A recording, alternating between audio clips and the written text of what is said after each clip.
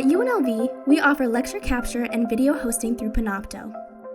Panopto allows you to record, upload, post, and manage all of your originally created course content. Remember, if you use copyrighted material, make sure you get written consent from the owner before you place it in Panopto.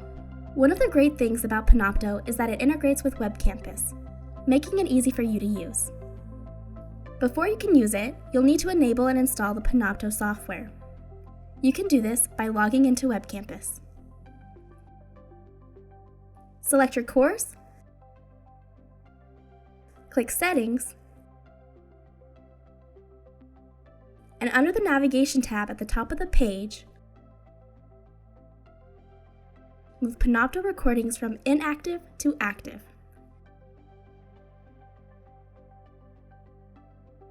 Click Save. You have now enabled Panopto. Do this for every course in which you'll use Panopto.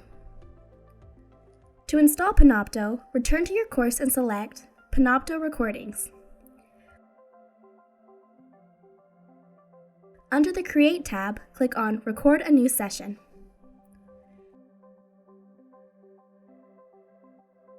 This will bring you to the download options.